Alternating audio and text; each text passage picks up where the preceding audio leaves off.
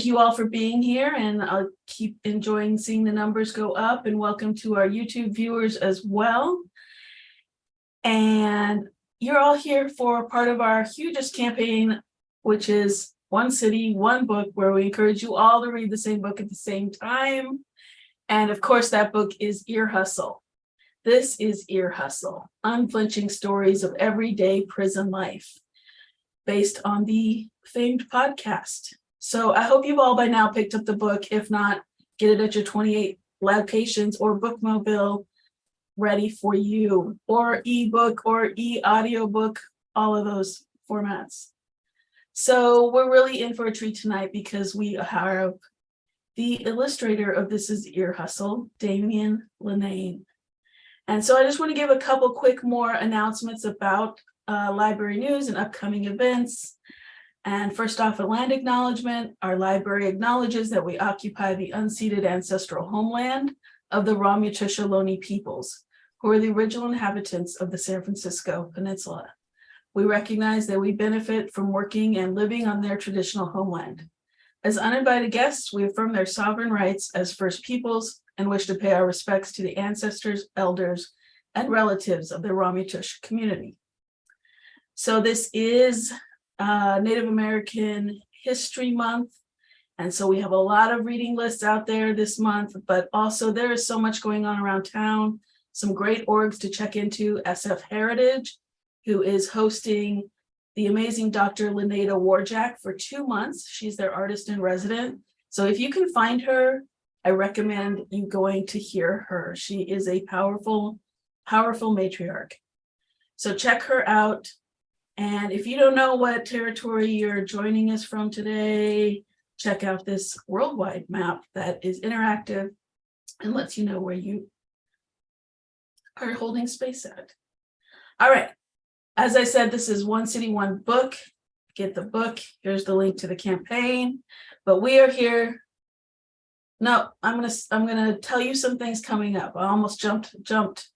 In-person events. We're here. I'm here almost every night this week.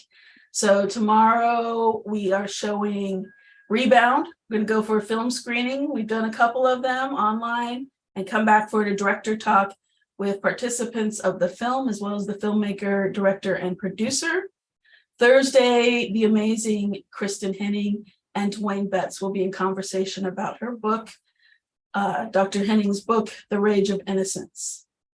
In person this weekend, 2 events. Saturday, a letter writing 101, and it'll be a queer focused with ABO Comics. Check them out. They're an amazing org, the hardest working, queerest org in our town that is representing folks inside. And then also Flying Over Walls. And they're going to talk about some letter writing 101 and the importance of letter writing. And if you follow Ear Hustle, you know they have several episodes that talk about the importance of letter writing for folks inside.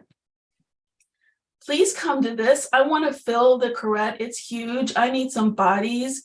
Come out on a Sunday, Civic Center. It's also farmers market. Come at 1:30. I bet you'll get some good deals. So come to the farmers market and then come to the Corrette. Come see Damien's artwork in the atrium. There's so much you can do, as well as an exhibit on the 5th floor. And then if you've never been to the library, because people walk in, they're like, oh, I've never been here before. Get your butt to the library. Sunday, November 20th.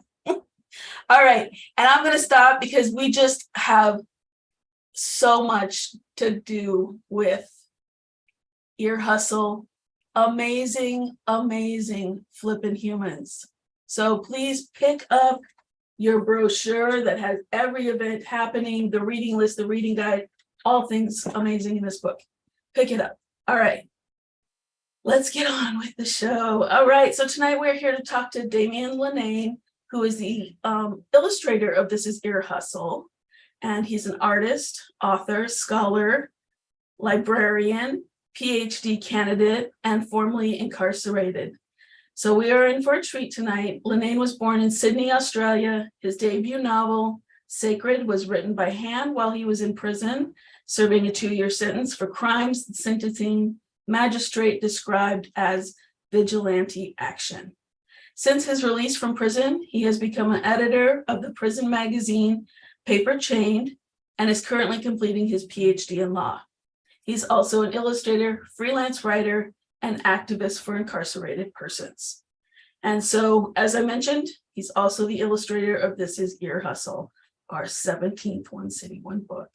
All right, I'm going to stop sharing and we'll be here. Hi, Damien. And also, audience, this is going to be like a free-for-all conversation. Please either use the Q&A, throw your questions in, throw them in the chat, and we're going to kind of go that route. I have some questions, but please, Damien, open us up. Yeah, so thanks for having me, everyone. So I'm zooming in from Newcastle, Australia. For those of you who don't know Australia very well, Newcastle's a couple of hours north of Sydney, in the state of New South Wales, which Sydney is the capital of. And this is Awabakal land, the traditional land of the Awabakal people. Sovereignty was never ceded in Australia, so yeah, this is still Aboriginal land, and I like to acknowledge that because Indigenous Australians are actually the most incarcerated people on the entire planet. They make up 3% of the Australian population and about 25% of the prison population. And there isn't a disproportionate, sentence in prison people like that, quite that high anywhere else on the planet. We have a real problem with that in this country, unfortunately, which the government needs to address. But moving along, so I'm here to just talk about, answer whatever questions you have, Anissa. I've got lots of talking points, but let me know how you want to start. Yeah. All right, that sounds great. So I think we'll just jump in. And like I said, folks who are here, please feel free to add to the chat. I'm keeping an eye on the Q&A, but if you want to jump it in, please do, as well as our viewers on YouTube. If you see me doing this, I'm just looking at YouTube. So I'm going to start with the obvious, which is please describe your journey with Ear Hustle and how that came to be. And then I want to know how more logistically, how did they decide which drawings to do, all of that. And then did you do hundreds more that we're not seeing? Right. Yeah. So fair enough. So I guess I'll, if you want to come back to how I taught myself to draw that we'll come back to that. But so I was, became an artist in prison. I'd never done art before, not since primary school at least, and or elementary school, I think you call it. But I taught myself inside, and then after I got out, my art was a bit generic at first, but then it started taking a focus on the criminal justice system. And so my third art exhibition, my third solo one, was held at a place called Wallsend in Australia, and my theme, the title of that was Broken Chains, and my theme was people who made the most of their time in prison. So I drew Nelson Mandela, Malcolm X, and at that stage, I was one of my best friends. She put me on to she's like, Damien, you're a former prisoner, you got to check out this podcast. And I think they were 3 seasons into Ear Hustle then, and I think I binged 3 seasons in a week and a half or something. It was ridiculous. And so I one of the people I drew for my exhibition was Earlonne Woods, and I, as I normally do, if the person I'm drawing is, on Instagram, I always tag them in it. And, sometimes I was hoping the best case scenario, he'll like and comment and that'll make my day. And, but he did. And then he sent me a message as well, something along the line this is really great. We've been looking for someone, someone will be in touch. And I'm like, oh, at the time I was doing my master's. I think I'd almost finished my master's degree, but I was still a master's degree student, and I was flat broke. And I remember I got that email. I'm like, oh, maybe someone in his family wants to order a portrait. Maybe I'm going to make $300. Wouldn't that be incredible? And then the next day I got an email from Penguin Random House offering me the contract to illustrate the book, which was well, actually, the first thing they did was they said, oh, yeah, we're interested in, having you illustrate this. But I've gone through your Instagram, and I love drawing faces. I love putting expression into things, capturing the expression in people's faces. So I don't normally do still life because I find it a little bit boring. But that's some of my share screen while you talk, Damien. Yeah, fair enough. They said, oh, we haven't can you do still life as well? And I said, sure. Because I knew I could, I just didn't have any any experience. So they were like, we need things like a cigarette lighter. So that night I got a cigarette lighter, and I actually spent about like 6 hours drawing that. I'm like, oh God, I got to get this contract. And so I put so much effort into that. And then I was like, oh, I whipped this up together tonight, just like, like as if it was no big deal, but wasn't scrawling over my desk all night. But I sent them that, and then I think that kind of sealed the deal, because that picture will be in there somewhere. I think that cigarette lighter, but yeah, that turned out very well. And yeah, from there, I'll go That's on. really interesting. I was just going to tell folks that these are some of the illustrations from the book that Damien is just now talking about. Yeah, and so from there, there's a bit of a waiting period. They were still deciding what images they wanted, and so I got sent through some sample images to draw through, and also just some instructions. I thought I'd get ahead of myself. I thought maybe they'd be able to use that lighter as like, I actually said you can have this for free as image one, but turns out they needed that wizard lighter that's on the screen right now. They needed a specific lighter with like a faded, Zippo with a faded wizard on it. And but yeah, so there was a lot of about probably like half of it was I got given a reference image, and then the other half I was like told what to draw. Like we one of it was and the funny thing was I didn't have any idea, like much idea what the drawings were about when I was just told like oh, we need a picture of like some Vans sneakers, and so I drew that, and that was actually the one on the screen right now. That's actually the second one I did, because the first one I did they were like I just got a picture of I needed a reference images for checkered Vans sneakers, so I just googled it, and then I draw the first one that came out, which was like an advertisement. And then they were like, oh look, this is really great, but we actually needed them to look really rough and a little bit rough and old. And so so then I'm like, where am I going to get a reference image for that? So actually I got that reference image off eBay, someone who was selling their secondhand sneakers, and they weren't actually that scuffed up, like the scuffs on the inside. And so I added some more scuffs in, but yeah, there was a little bit of creativity with some of the reference images, but I didn't I think 90% of the initial, they wanted concept sketches, and so I like 90% of the concept sketches I came up with were accepted. There was only a few they asked me to change, and like it was just like a little bit of not upset at all, but just a little bit of miscommunication. For example, yeah, they didn't tell me the shoes were supposed to be scuffed, and then they said they wanted a picture of Nigel as a child staring at a mouse hole. And so in my head I've got yes, that's the one that I ended up using.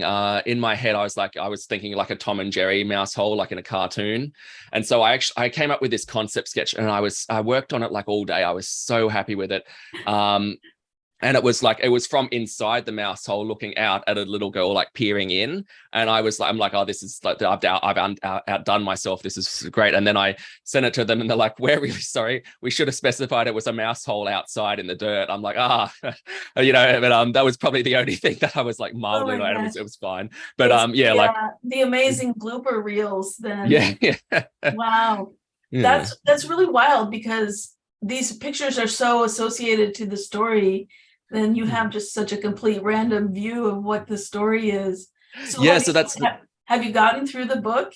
Yeah, no, I actually well, it's funny. It took me a while to get the book, because it came out, and the publishing company said they'd send me a free Illustrator copy rather, and it just like probably got lost in the mail. Like this is like COVID and stuff, and then it didn't turn up. So then I ordered a copy from Amazon, and then like 2 months later, I got an email from Amazon. They're like, "Oh, we're sorry, your copy got lost in the mail. Here's a refund."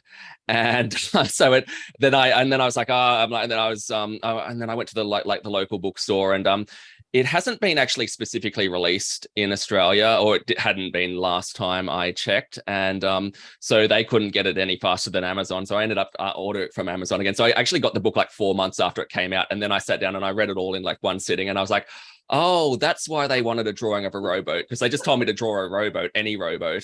They didn't give me a reference image for that, which was fine. I didn't know. But then I was like, oh, that's why I was drawing that. There was a couple of things like that. That's a little surreal behavior. Yeah. I love it. That's amazing. Yeah. Do you want to say anything else about your partnership with and how this came? I mean, that's like, wow, right?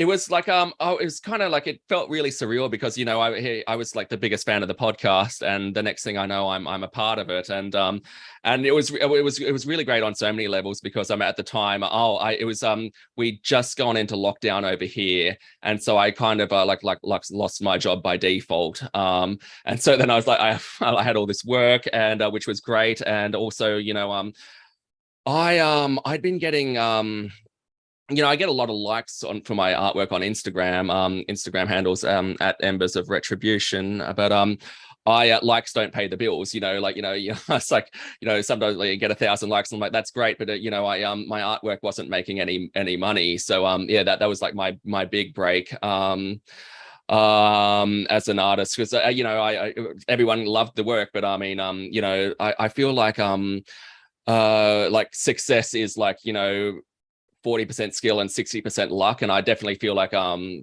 that's something that happened. I tagged the right person at the right time, but I mean that was also a consequence of I'm always putting my art out where I'm always trying to do interviews. You have to unfortunately self-promote to get anywhere. But just seeing the question in the chat, what medium do I work with the most? So it's all pencils on paper, just graphite pencils. That's what I taught myself with in prison because that's all I had access to.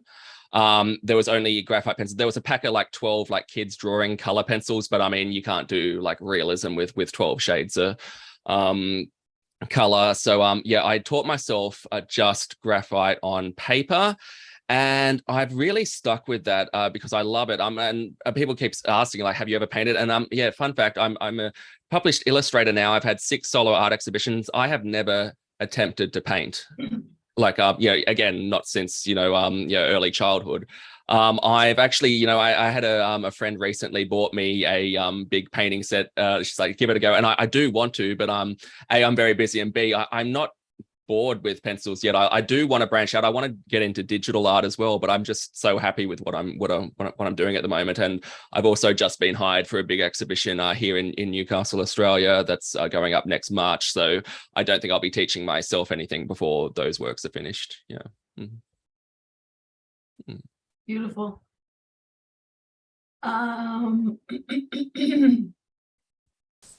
Let's see. Chad has a question. Do any of the stories reflect your experience in Australian jails? Are the prison systems and culture of the US/Australia overlapping? There was like, listening to the podcast, there's definitely things I identify with. I'm like, oh, I remember exactly what that was. I just actually, I will probably get into this later, but I now run the prison magazine Paper Chained, and I just interviewed Nigel and Erlon for issue 8, which just released today, actually. You can see it on the website, paperchain.com.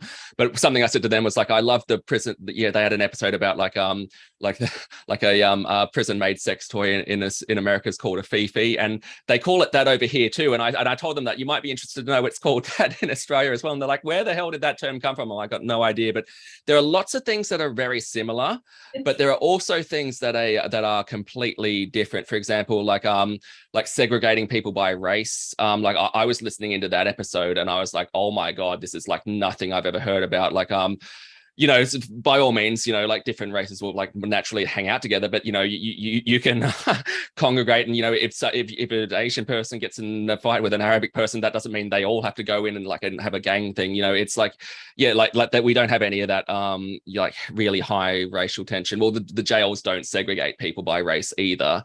So that was something that was completely new. Our prison system, like per capita, it's actually growing disturbingly fast. But we've only got like 44,000 people in prison in Australia out of a population of like 25 million or something, which is kind of like it's growing disproportionately fast. But in terms of like other first world nations, we're kind of on par with everyone except America, which is like 7 times above everyone else. You've got the highest incarceration rate in the world. Something I found is that the silver lining with having such a massively incarcerated portion of society is that there are really great programs and services for American in American prisons. We don't really have that in Australia. Like if you want to do your like high school equivalency diploma in Australia, good luck with that in prison. You know that you know there's no like there's mandatory GED programs in America. In Australia, like I actually talked to someone who spent 4 years lobbying, trying to move around the prison system to get to a prison. There's only like one in New South Wales that you know you could study, you could do your high school equivalency at. Like of the I think we've got 37 jails in this state, and I think at the time only one offered them, and now I think like even 5 years later only 4 prisons like offer high school equivalency program. So like, you know, we have really bad programs in here, which is again why I taught myself to draw, because there was nothing else to do. So I mean, there are definitely a lot of most of it's like comparable, but yeah, there's definitely some things that are uniquely American, like such like how huge your prison population is, and the racial segregation is the first thing that comes to mind as well. Yeah. Interesting. Tell us about Paper Chained.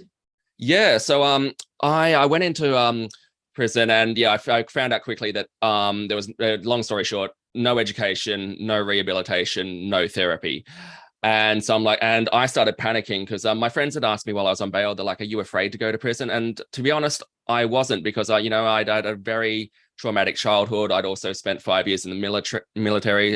So like in terms of like rough things in my life, going to prison, unfortunately wasn't all that bad. So I wasn't afraid until I went in and I realized there was nothing for me to do, because I've always kept really busy. Like I was working 3 jobs and finishing an undergraduate degree before I went in. And so I went in and I found out there's nothing to do. And I spent the first half of my sentence writing a crime novel.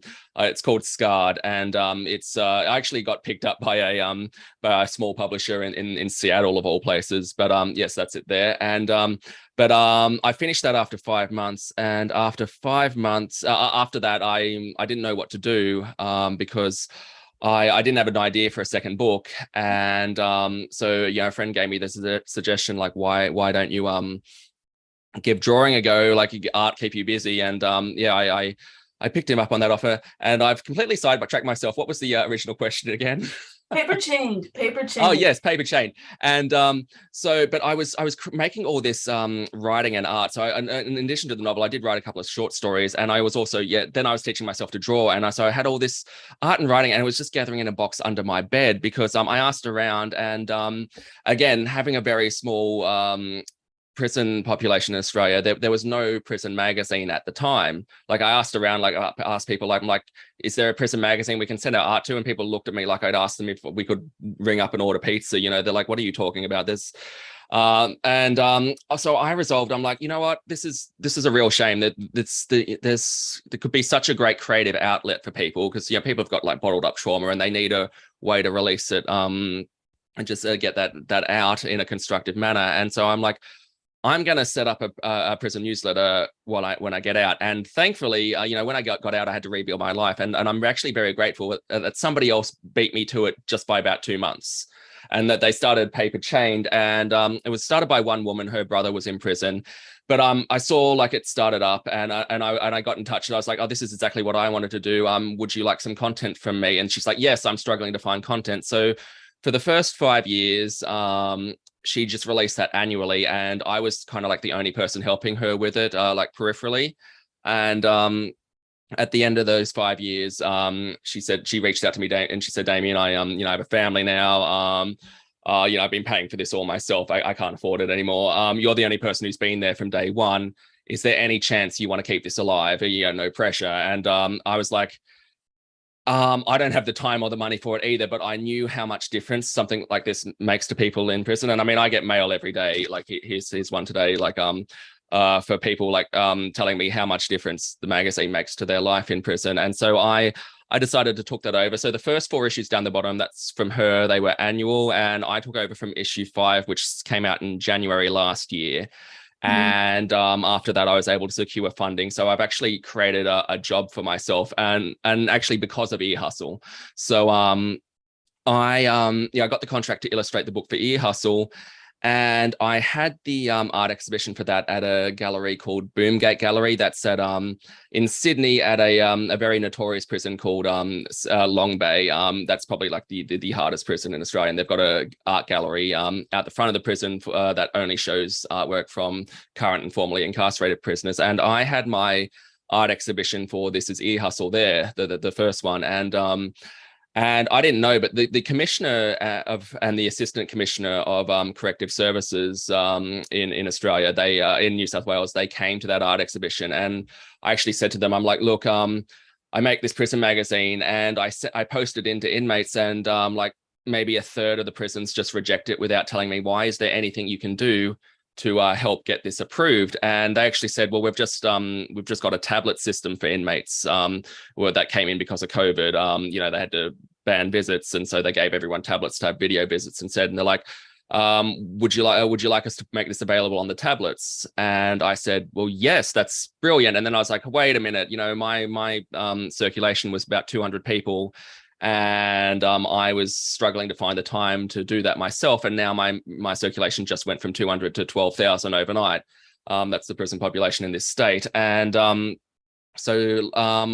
long story short, I applied for some funding, and I got a contract to make the magazine part-time. So not only did I get this is all from tagging Erlon in that picture. Yeah, I tagged him in the picture. I got the contract to illustrate the book. I had an art exhibition for the book. I met the commissioner of prison system, and he made this magazine available on the tablet system, which meant I needed funding, and then I got the funding. And so now I've created a job which is all traced back to this one picture I drew of Erlon. So yes, thanks to Ear Hustle, I'm employed now, you know. That's amazing. So the content of Paper Chain, is that also from folks inside? Yes, so it's like almost entirely from people, incarcerated people, and we get contributions from the US as well. Actually, one of our regular contributors is on death row at San Quentin. Yeah, it's mostly poetry and art, but I mean, I also do create content that I think people in custody will enjoy. For example, yeah, I've got the in this issue. Not only do I have the interview with Nigel and Erlon, I asked for permission to reprint the transcript of the first episode of Ear Hustle, so that people inside could have a look. But yeah, so it's mostly from people who are incarcerated, and just some things I add in myself that I think that will interest people, like trying to do interviews. I've lined up, those are the two people that help me. I've got a associate editor, and someone does the graphic design. Issue 5, which I put together myself. It's great, but it looks like I made it myself in Microsoft Word, because I did. So you know, so it's actually looking like a real magazine now, which I'm really happy about. Yeah. Yeah, it looks really beautiful, Damien. And so this is cool. This is an inmate in Western Australia who makes custom cigarette lighters. It's actually funny. We've got 6 states in Australia and 2 internal territories, and Western Australia is the only one that still allows prisoners to have cigarettes. So I actually had to put a disclaimer there saying that, you know, that's not illegal where that photo was taken, you know. And that's from a guy in Texas, those ones, and those cartoons. Yeah. Yeah, these are all from Australian people, these drawings here. Yeah. Wow.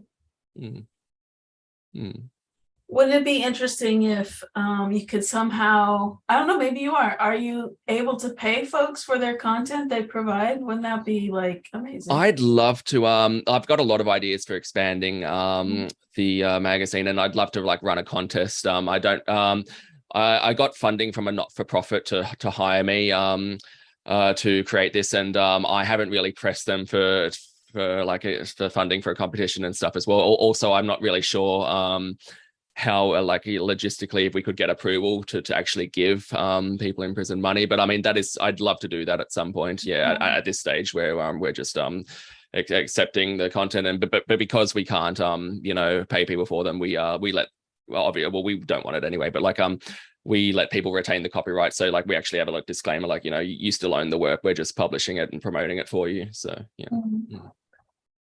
Do you know of the history of prison journalism in Australia?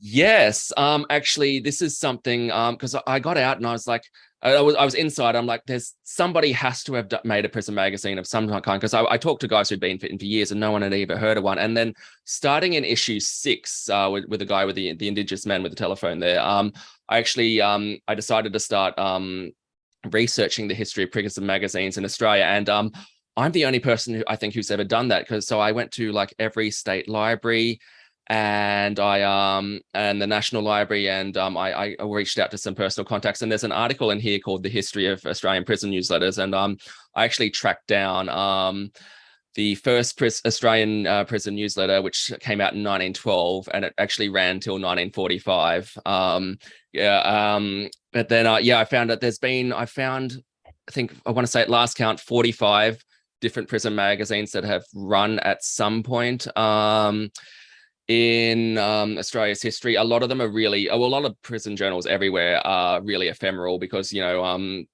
they get shut down because they say something outspoken, or the person who was making it gets released. So a lot of them only survive for 2 or 3 issues. But I found like there were a couple that there was one that went for 20 years before it was banned in 2002, I believe, and that was like the last nationwide prison magazine we had for general population inmates. There was one started up again, well, 2 started up just like around the time I got out. One's just aimed at LGBT inmates, and then Paper Chain was aimed at everyone. But yeah, between 2002 and 2016, there was no nationwide prison magazine anywhere in the country, and now we've got 2 of them, which I think is great. Yeah. Are there any women contributors? Yes, and so something that's consistent around the world is that women only make up like less than 10% of prisoners, like wherever you go, really. Like so like and in Australia that's the same. Like women make up about 8% of people in prison, but there's a disproportionately high amount of contributions from female inmates. Although these are great. Those are like this guy in New Zealand actually carved these motorbikes just with matchsticks and sandpaper. But yeah, the creativity of some people is that's incredible. what a comment there's a comment in the Q&A that says when their dad was serving a life sentence in prison, he would commission gifts and drawings for our birthdays, beautifully intricate jewelry boxes made entirely from cardboard. It's amazing what folks can create with limited resources. Yes, Yeah, I think this is like, an example of that for sure. Definitely. Wow, But that's so intricate. I have noticed that we get a like so 8% of people in Australia are women in prisons, and but we get like probably about a quarter of the contributions are from women, and I think that's because women are much more open about sharing their feelings and things in general. But I have noticed we get a I mean, still it's like much less than half, but by per capita, like we get a very high amount of contributions from people in prison. And as you can see on the screen now, that's the Ballad of Reading Jail, which Oscar Wilde wrote. So like I like to share that like historical things that people have written in prison as well. It makes people feel like really not alone, that to know that like someone else has gone through what they're going through. So that was that actually made a lot of that was really inspiring for me. The 2 most inspiring things I read in prison were the autobiography of Malcolm X and the Ballad of Reading Jail by Oscar Wilde. So I mean, when I took over the magazine, I'm like, I have to share that so that other people can read it as well. But I'm just writing that down so we can put it in the chat in the document. I've just there's a question on the webinar now. One thing I found is that the E-Hustle podcast really humanizes prisoners whom society has somewhat discarded. Is there a parallel to life without parole in Australia? I'll answer that question, and I'm like, that's something I found fascinating and horrifying. Like I actually before I got involved with E-Hustle personally, I remember there was that episode 8, Left Behind, really stuck with me. That was the one where they had Curtis Roberts, and he got life imprisonment. He got 51 years to life for stealing 220 notes from a cash register that was open. And I was blown away by that. I actually got in touch with Curtis. Like he got out, and I actually helped promote a fundraiser for him. And I talked to him a bit, and I was like, we don't have anything like that in Australia. It's really uncommon to get life in prison in Australia. Like yeah, like if for cold-blooded first degree murder of an adult, you know, you'd probably get 25 years, but it's like you'd have to do something like incredibly heinous, like murder, like you know, a small family of children to get life in prison in Australia. Like it's really uncommon. So like I hear about how many people just get life on the 3 strikes in the US, and I'm like, this is crazy. You know, like Erlon, I mean, granted, you know, he's doing the wrong thing at the time, but like, you know, like 31 years to life for attempted robbery, and he didn't even know he was a 3 striker because his first 2 convictions were as a juvenile. Like that's crazy. So sentences are a lot shorter over here. A case in point, probably myself. Yeah, it's great. You can just see on the screen there, Erlon's, you know, like you know, put a lot of emojis in as a response for that. Yeah, Nigel and Erlon are the top 2 comments. That's funny. But yeah. So you sentences are typically shorter here. Example. So people ask me what I did. It's not a secret. Someone very close to me at the time told me that she was sexually assaulted, and that being provided with that unintentionally re-traumatized me. It brought up a lot of memories, bad memories from my childhood, and I pretty much had a nervous breakdown, and I went to attack him. He wasn't home, but I was there and I was angry, and I had a cigarette lighter on me, so I set fire to his house. The whole place burnt down. Nobody was injured, but you know, I caused $310,000 worth of damage, and yeah, I was expecting to get about 3 years, but they told me there was extenuating circumstances and stuff, so I was only actually in there for 10 months. But you know, like if I had done that in the US, I'm pretty sure I'd still be in jail. You know, our sentences are much shorter here, and yeah, so life without parole is very uncommon. But I mean, I do see. I like to think we're humanizing people through paper chain, which is the second comment here in the chat. In that, like, I mean, my key audience is people who are incarcerated. It's a, you know, it's a magazine for incarcerated people, but you know, I make it freely available on the website, and I'd like to think it does humanize people. I'd like to think that that's the effect it has. But I mean, most of the feedback I get is from people in prison, really. So yeah, like I don't get a lot of like comments from the general public, but that's fine. So how exciting is it that you're in a library catalog? Yeah, well, I mean, so I was you know, the novel, like my novel was already like published, so but it's just great to have, like, you know, see my name on it as well. It's yeah, and that's also like rock star level for the librarians around us. Will you tell us a little bit about like your experience in working in the library, and you became a librarian yes, when you got out? We all want to hear that. so And your current study. yeah, so I just finished an undergraduate degree in psychology before I went in, and about halfway through that, I actually realized I'm like, I don't want a career in this, but I didn't want to drop out because, you know, as I had nothing better to do, and I'm too stubborn to quit anything. But towards the end of my degree, I was starting to think I wanted to work in libraries because I've always just been passionate about reading and also preserving history. Like nerdy secret, my big hobby is I write for Wikipedia. I'm actually ranked in the top, you know, 1,500 editors on Wikipedia by edit count. And so I was starting to lean towards that. And then I went in and they actually made me a library assistant, was my first job in prison. And that was funny, like prison kind of spent. I'm like, yes, I actually do like really like working in a library. And so pretty much the first thing I did when I got out was I enrolled in my master's in information studies, or it's called library science in some countries. And so I did that part-time for 4 years, and then I worked as a librarian for 2 years. And then kind of COVID happened, and also then I was working for a not-for-profit, and they ran out of funding. And as you know, in this, so like librarians tend to nest. You know, they get a job and they stay there. And so like the only real way like a new librarian job opens up is if somebody like retires. Yeah. And so I remember I went out to lunch with a friend of mine who just so happens to be professor of law. And I just, you know, they just ran out of funding for my job as a librarian. And I said, Like, what am I going to do now? I've always wanted to do research in the criminal justice system because of what I saw there, but I don't have a law degree. And so would I have to start back at law school? And she said, oh, we've actually just started advertising a PhD in the School of Law. And, it'd sure help, but you wouldn't actually need a undergraduate law degree to do this study. Your lived experience would, be, but combined with your master's would be more than enough. And so, I applied for that and I pretty much, got it straight away. And then I turned up at law school like 4 weeks later, like, how the hell did I get here?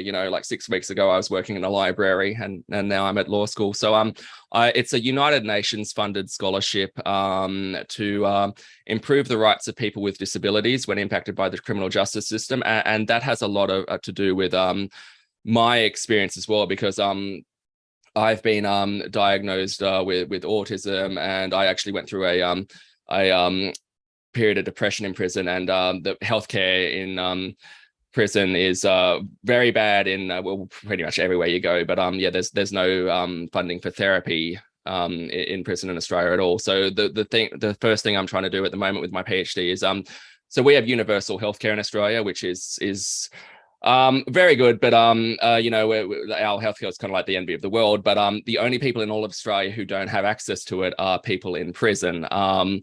And so but the current focus of my PhD is to try and make that available. And I've actually organized a conference in Sydney on the 5th of December to move forward with lobbying for this. And but yeah, so my focus at the moment is trying to get improved healthcare in prison. Yeah. I'm going to stop sharing for a moment and see some of these questions. How many incarcerated folks participate in Paper Chained? And do you know if there's any other topics that folks are interested in, both in participating and hoping to see? It's probably hard to say exactly how many people are on, because we go out on the tablet system, so we reach several thousand inmates. I've asked corrective services if they can give me like statistics on how much is read, and they haven't provided me with any of those yet. Well, there's definitely we've had at least a couple hundred people write in and contribute something. And every now and then somebody throws me a curveball and like somebody wrote in, they're like, oh, everybody else is submitting poetry. Can I submit some song lyrics? And I was like, yeah, sure. And then just yesterday, well, a few weeks ago, somebody said, I don't know how they got permission for this, but they got permission to do crochet work in prison. And they I'm like, is that something you'd publish? I'm like, yes, anything creative that you can make, we'll publish it. So he actually, it's very difficult to take photos in prison, so he had to send something to his family, and then his family took a photo of it, and that's going to be in issue 9, which will come out in March. We're quarterly at the moment, and so we definitely get a few questions from people will you accept this? And I keep trying to tell people if you can create it, I will accept it. Some guy actually wrote in, I've got these on my desk now. He sent me a whole bunch of origami, and he said, and I was like, that's a great idea. In fact, if you want to write back with your origami instructions, I'd love to share that. So I mean, it's only really limited by I love it when we get suggestions. So people, can you include this in the next issue, puzzles and just little things like that. But basically anything that people ask for that isn't going to cause any trouble, I definitely like to include. Yeah. Are you still doing a print circulation of it? Yes. So we still so it's only that one state in Australia that has the tablets. Okay. So I mean, we still have a printed circulation, and also we don't have a lot of overseas subscribers. I accept overseas subscribers, but I try not to advertise it, because it costs me $2 to post it to someone in Australia, and like 13 to send it to someone in the US, and we only have limited funding. But I mean, I do very much encourage you can print it for free on the website, so I try to encourage people you can print it yourself and post it into to anyone incarcerated. But yeah, we do get I don't know how some people even found it. I got a letter from Pittsburgh yesterday, so someone in prison there, and people just find out about it. And so I've had contributors from, at this stage, it's overwhelmingly Australian, but also New Zealand, UK, and the US. Yeah. Love that. All right, let's see. You said subscribers are focused in the prison population. If you had one person or group you wish would subscribe to your publication, who or which group would that be? Yeah, good question. We do have like I said, but there's a high proportion of like women and also like LGBT people. We get good contributions from them. I don't know why, but we don't get a lot of contributions from First Nations people. And I'm not really sure why that is. We definitely try to make them feel as and encouraged as possible. But I would like to hear more from our Indigenous Australians, especially because of how disproportionately impacted by the prison system they are. I do wish we had we get like people love to express themselves through poetry. I wish there were like there was a little bit more variety. Like, I wish that we got more like fiction, because that's what I made when I was in prison. I wrote a crime novel, and I wrote short stories as well. And so like every time I get a piece of fiction, it's like it's my lucky day. But yeah, in terms of like individual people, it's probably just Indigenous Australians. I do like hearing from like the stories are very sad, but also people with disabilities in prison, us people whose voices really need to be heard. They're marginalized in two ways, and so I mean, yeah, that's I do always like to hear from them, and I'd like to hear more, because they probably feel like they have a less of a voice than anyone else, really. Yeah, I'm sure. I was gonna ask about the youth. At like what age do folks start going to prison in Australia? Because in America, that was so like just humongously heartbreaking. So many people were like babies going into prison, and of course, like having no other knowledge of what life was about other than being a child. This is something I'm quite ashamed about, being Australian, is that we actually have one of the lowest incarceration ages in the world. And so Australia and the UK still send 10-year-olds to prison. So 10 is the age of criminal responsibility here, which is just dreadful. A friend of mine, Keenan Mundine, he Indigenous Australian former prisoner, and he actually got invited to the United Nations to speak about raising the age. It's like your hashtag raise the age in Australia. Like it's been the last couple of years, it's gotten a lot of steam. One of our internal territories has agreed to do it themselves, and I believe a second one has now as well. But like prisons are a state issue over here. Like we've got 8 different prison systems. Each state and territory runs their own show. And so a couple of them have agreed to raise it to 12 now, which is still probably too low. But that's it's 10. And unfortunately, that's a really huge problem, because I mean, a 10-year-old literally stealing food doesn't need prison. They're hungry, and it's just that's the problem with tough on crime. It just creates more crime, Yeah. There's a question in the chat now. You really had no formal training before prison. Did you get any formal training? No, like I said to my friend, I came out of my cell and into the common area in the morning, and my friend's like, "You look down." I'm like, "Yeah, I finished my novel last night." And he's like, "Isn't that a good thing?" I'm like, "Well, yeah, but what am I going to do now?" And he said, "Well, why don't you give drawing a go?" And I'm pretty sure he was just trying to he'd do something, go away. And but I sat down, and don't get me wrong, there are plenty of things I've tried in my life that I've been absolutely terrible at. A while back, a friend asked me, he's like, "Damien, you're tall, you're fit, join my basketball team, you'll be great at it." I was the worst player on the team, right? It was embarrassing. But I mean, drawing is the exact opposite. I started drawing, and I'm like, and my friend was like, "I thought you said you'd never drawn before." And I'm like, "Well, I've never tried. This is easy." I think it's an autism thing. Like I see what's there, and I copy it. So my art's very good, but it also is like, I work from reference images. So I don't really understand how people do abstract art. I can only like kind of work with what's in front of me. But I started drawing, and and I was trying to smudge, to shade in, and I was just teaching myself, and I was there, and I'm using my finger, and I'm trying to smudge it in. And another prisoner walked past me, and I knew he did some drawing, and he's like, "Oh, don't do that. You use a Q-tip." And so then I'm like, oh, this is way better. And then I was on the outside and I was still using Q-tips to smudge. And then I had a friend over at my house and he's like, dude, there's actually a thing called a paper stump. And I'm like, because I just got used to doing it the prison way. And he's like, and I'm like, what do you know? I've got one of them here. It's just like, a little like specially made piece of paper that's wound up really tight. I'm like, oh my God, this is way better than using a Q-tip, And so, and then I did a time lapse drawing a while ago, and a friend of mine went to art school. I did a time lapse of this photorealistic drawing, and she said, this is great. And the thing I love most about it is this is not how you're supposed to draw. And I'm like, I don't know how you're supposed to draw. This is just how I taught myself. So yeah, there was no training. The novel I had a little bit of like, there was a book in prison. They had that on writing by Stephen King. I actually got my auntie to post it in.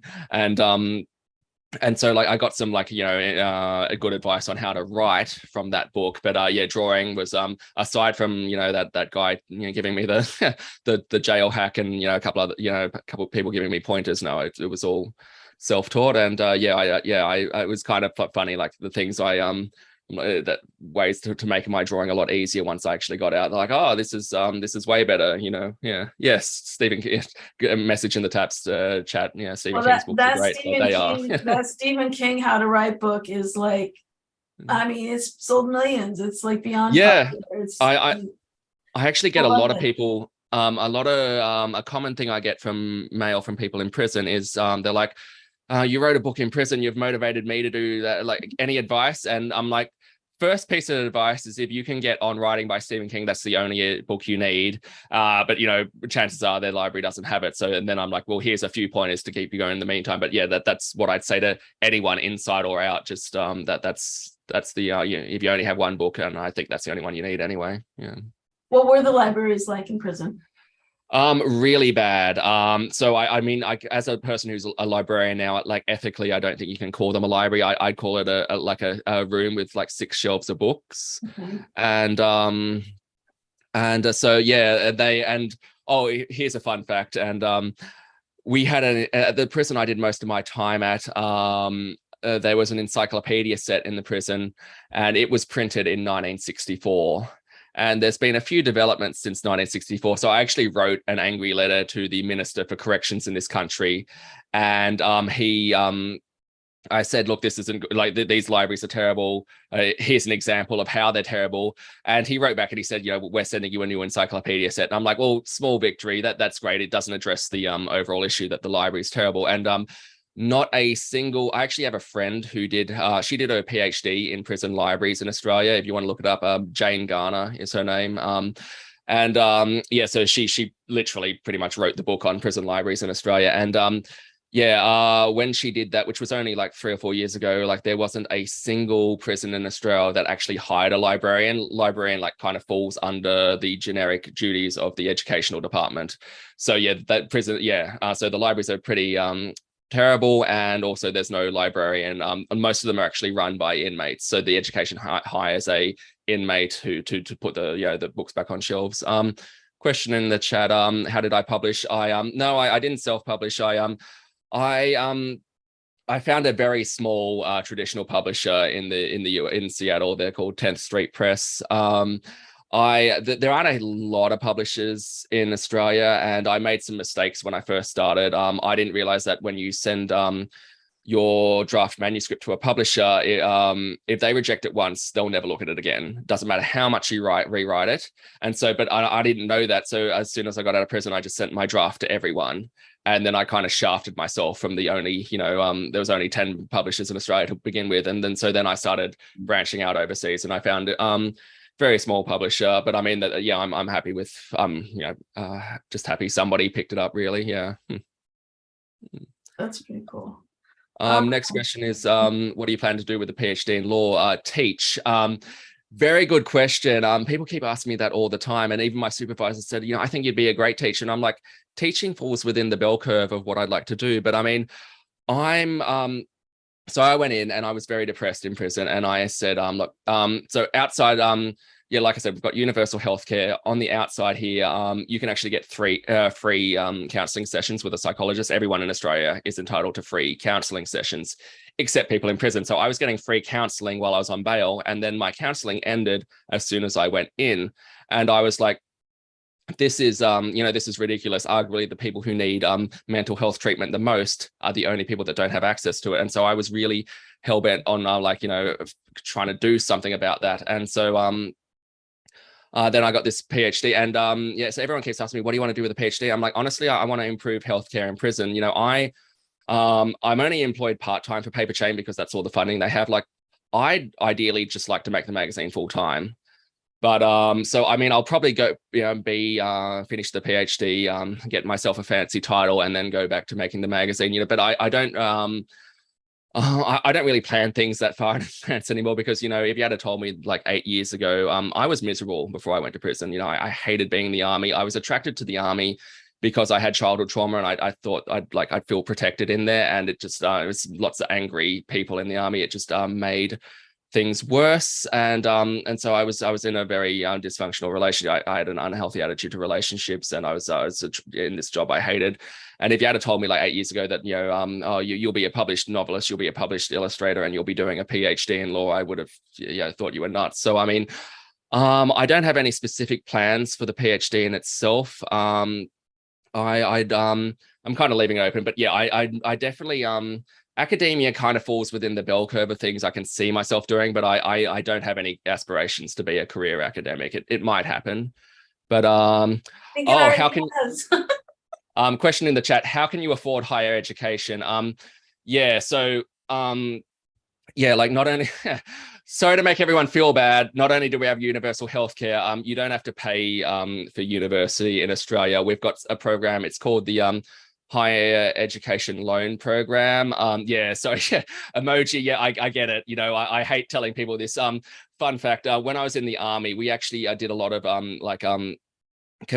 co-training with American soldiers, and we were actually under orders not to tell us American soldiers what money we were making, because we got paid twice as much as they did, and that would cause problems. And and I think that's terrible. The American soldiers should get paid more, but we've got a much bigger middle class in Australia. So everyone from school teachers to police officers to prison guards earn a lot more. Here's an interesting fact. I keep sidetracking myself, but there's so many interesting to tell you. I was listening to an episode of Ear Hustle, and that one of the prisoners was saying, we're in COVID lockdown, there's no visits, and there's still drugs getting into the prison, and that's all I'm going to say. And obviously the guards are bringing it in. When we went into COVID lockdown in Australia, there were riots because all the heroin dried up. That nobody could get heroin in prison. And that's because, prison guards are on a much higher wage. So why would you risk your wage, getting fired by bringing drugs in when you're already on, a decent amount to begin with? But getting back to the topic at hand, in Australia, you get an interest-free loan. Everyone's entitled to $108,000 worth of education, and keeping in mind our education is much cheap as well, like a bachelor's degree, probably $25,000 maximum. But it's attached to your what you'd call a social security number, and so you get this interest-free debt. And once you graduate, you don't have to start paying that back unless you go above a certain income bracket. And so it's kind of like tax. If you I'm upsetting this person in the chat, I can't take it, I'm sorry, but I'll just finish that. So basically if you're poor, if you never get a job with your degree, you never have to pay the money back. But if you get a high paying job, then it comes out of your tax. So the money the government takes, you get your paycheck, then they take their money out, and then they take they'll take like $100 for to pay back your higher education loan program. But it's something you never have to worry about. So nobody really has people don't know how much student debt they have, because it just comes out of their pay automatically. So that's for bachelor's and master's degrees. PhDs, you don't have to pay for it all. And I got a scholarship for mine. So yeah. Oh yeah. Rich people pay. Yes. Yeah. I'm just looking at the comments in the chat. Yeah. So we kind of have the economic system in Australia that like you had in America before Reagan flipped everything and made the the middle class pay for everything and gave tax breaks to the rich. So who pays for universal healthcare in Australia? Pretty much rich people. Yeah. So yeah, but I'm not sure how much we want to go down that rabbit hole. It all comes back to Reagan. I swear to God. Yeah. Let's look at one last time. Look at Damien's site where you can, there's a question about advice for aspiring writers by Damien's book. Good advice. Check out the library. I put in the link for the Stephen King, but it's very popular. You can get anywhere, at probably any used bookstore, local bookstore. And we're at our end of the night. If anyone has any last questions they'd like to ask. Damien, is there anything you wanted to show up here? No, just probably scroll up with my Instagram if you go back to the last screen. Yeah. Just so people can see the handle maybe. Advice for writing. Is that just like, how do you eat an elephant one bite at a time? People like, how did you write a book in 5 months? And I was like, I just wrote like 1,000 words every day, and after 5 months I was done. I mean, granted, prison I had no distractions. I didn't have to worry about things like paying the bills. Rent and accommodation was provided. But just set a goal and stick with it. If you write 500 words a day, which isn't that hard, after 3 months that'll build up. So I definitely just pick a small realistic goal. Like, don't try to hammer out 10,000 words at once. You'll do yourself in. Just pick a small realistic goal and just stick to it every day. That's my best advice for writing a book. I don't think you can go wrong that way. Yeah. Thank you. Lots of love coming in on the chat. Thank you for sharing your work, Damien, and all so generous, mailing me all of the pieces. And it's been a pleasure to work with you. And I do see our exhibits team was on tonight too, and I know they thank you very much as well. Yes, thank you for that. I'm really happy with how I had no idea what you were going to do with it, and it looks great. I wish I could have seen it in person. Ironically, because I have a criminal record, I have to apply to the embassy for permission to come to the US. But because of COVID, the embassy over here is so backlogged that you need to apply a year in advance, which is kind of ironic. If I can't come over to see it because I have a criminal record. But if I didn't have a criminal record, I wouldn't have become an artist in the first place. So got to take the good with the bad. So I'm not unhappy, but I love what they've done with it. It looks really great. So special thanks to the team. Yeah. Right on. All right, friends, library community, thank you so much for being here tonight. Damien Linnane, thank you so much for sharing your work. And it's the perks of Zoom. We have you here from Australia. And yes, it's very happy. It's made things a lot easier. Yeah. For sure. All right. Thank you so much. And best of luck in your further studies. Yeah, thanks a lot. Yeah, it's been great to be here. Bye. Thanks everyone in the chat. Thanks for the comments. Yeah.